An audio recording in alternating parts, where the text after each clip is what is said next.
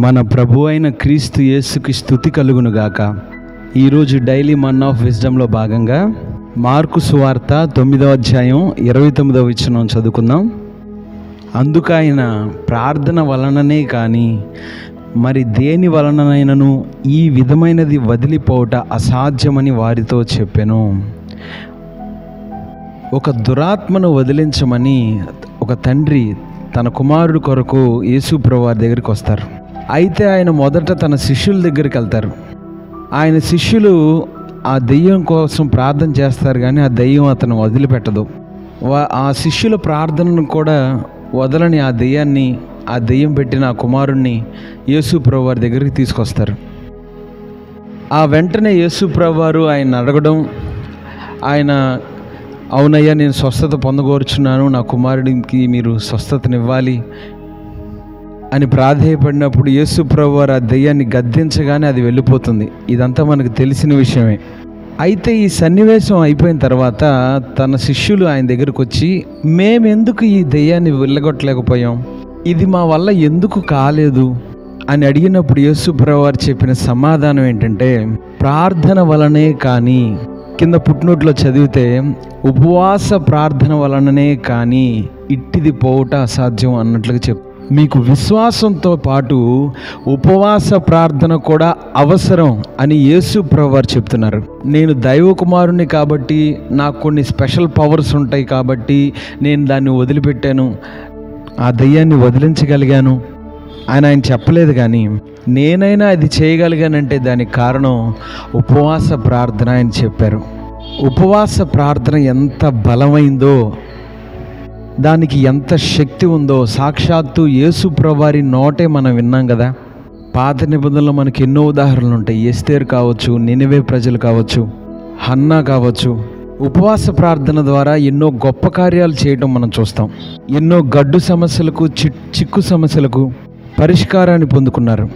దీర్ఘకాలిక వ్యాధులు తగ్గాలన్నా, అసాధ్యం అనుకున్న కార్యాలు జరగాలన్నా ఉపవాస ప్రార్థన చాలా ప్రాముఖ్యం.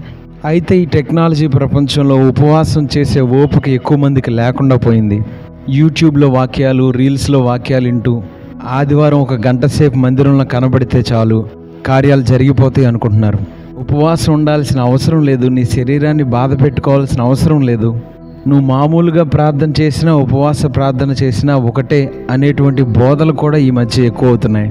శరీరాన్ని నలగొట్టైనా సరే ఆత్మ స్వాధీనంలోకి, పరిశుద్ధాత్మని స్వాధీనంలోకి తీసుకురావటం అనేది ఏంటో మనకి ఈ రోజున తెలియట్లేదు. ఎడతెగని ప్రార్థనలు, ఉపవాస ప్రార్థనలు, వాటి యొక్క శక్తి తెలియని వారిగా మనం ఉంటున్నాం. తినటం మానేస్తే శరీరం నీరసించిపోతుంది, అనారోగ్యం పాలైపోతాం, లేదంటే అందం తగ్గిపోతాం అనే అనవసరమైన కారణాలు చెప్పుకుంటూ మన శరీర సుఖాన్ని మనల్ని మనం సమర్థించుకుంటూ ఉపవాస ప్రార్థన అనే ఒక శక్తివంతమైన ఆయుధాన్ని మనం ఉపయోగించుకోలేకపోతున్నాం. ఒక్కసారి చూడండి, యేసు ప్రభువు వారి నోట నుండి వచ్చిన మాట అది. చూపులో కానీ, మాటలో కానీ, ప్రవర్తనలో కానీ, ఆలోచనలో కానీ ఎటువంటి పాపము లేని పరిశుద్ధుడు ఆయన. అలాంటి పరిశుద్ధుడైన దైవకుమారుడికే ఉపవాస ప్రార్థనలు కావాల్సి వచ్చినప్పుడు, ఆయన పరిచర్య చేయడానికి, దురాత్మలను వెళ్ళగొట్టడానికి, ఆయన తన కడుపు మార్చుకోవాల్సి వచ్చినప్పుడు, తన శరీరాన్ని ఎప్పుడూ పరిశుద్ధాత్మునికి లోను చేయడానికి, లోపరచడానికి ఆయనకి ఉపవాస ప్రార్థనలు అవసరమైనప్పుడు, మరి విశ్వాసులుగా ఉన్న మనకి, సేవకులుగా ఉన్న మనకి మరి ఇంకెంత అవసరం ఒకసారి ఆలోచించండి. ఎప్పుడు సౌఖ్యంగా, తృప్తిగా, శరీరానికి ఎలాంటి ఇబ్బంది కలగనీయకుండా గొప్ప గొప్ప కార్యాలు జరగాలి, గొప్ప భక్తి చేయాలి అంటే సాధ్యపడే విషయం కాదు. మనం చేసే ఉద్యోగంలో అయినా, వ్యాపారంలో అయినా, పరిచర్యలో అయినా అద్భుత కార్యాలు జరగాలంటే ఎంతో కాలం నుండి వేధిస్తున్న దురాత్మల నుండి, శాపపు కాడి నుండి, పాపపు కాడి నుండి వారసత్వంగా వస్తున్న కొన్ని అవలక్షణాలను జయించాలంటే ఉపవాస ప్రార్థనలు తప్పనిసరి. కాబట్టి మన శరీరాన్ని మనం ప్రేమించి దాన్ని సుఖపెట్టేవారిగా కాకుండా ఉపవాస ప్రార్థనలు, కన్నీటి ప్రార్థనలు, మోకరించి ప్రార్థనలు, ఎడతెగని విశ్వాసంతో కూడిన ప్రార్థనలు చేసైనా సరే మన శరీరాన్ని పరిశుద్ధాత్మునికి లోపరచుదుముగాక.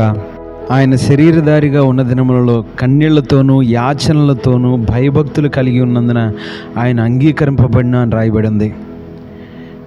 కాబట్టి ఇప్పటివరకు ఏకీవించిన ప్రతి ఒక్కరూ కళ్ళు మూసుకున్నట్లయితే ప్రార్థన చేసుకుందాం. కృపా సత్య సంపూర్ణుడా, సర్వోన్నతుడా, సర్వాధికారి, సర్వ సృష్టికర్త, నీకు స్తుతులు స్తోత్రములు చెల్లిస్తున్నాను నాయన. ఇట్టిది ఉపవాస ప్రార్థనల వల్ల తప్ప మరొక విధంగా పోదు అని నువ్వు చెప్పావు ప్రభువా, నీకు స్తోత్రం. నీవు శరీరధారి అయిన దినములలో యాచనలతోనూ కన్నీళ్లతోనూ భయభక్తితోనూ నువ్వు ప్రార్థన చేశావు కాబట్టి అంగీకరించబడ్డావని రాయబడింది నాయన. నీకే ఉపవాస ప్రార్థన అంత అవసరమైనప్పుడు మాకు మరింత అవసరం కనుక ఉపవాస ప్రార్థనలను, కన్నీటి ప్రార్థనలను నిర్లక్ష్యం చేయకుండా మా శరీరాలను నీ పరిశుద్ధాత్మకు సంపూర్ణముగా లోపరుచున్నట్లు మాకు సహాయం చేయండి తండ్రి. నిన్ను వేడుకుంటూ చేస్తున్న ప్రతి ఉపవాస ప్రార్థనకు తగిన సమయంలో జవాబును దయచేయమని, మా వినికిడిలో ఈ వాక్యాన్ని నూరంతలుగా ఫలింపచేయమని యేసుక్రీస్తు సర్వశక్తి గల నామంలో అడుగుచున్నాను తండ్రి. ఆమెన్. దేవుడు మిమ్మల్ని దీవించి ఆశీర్వదించునుగాక.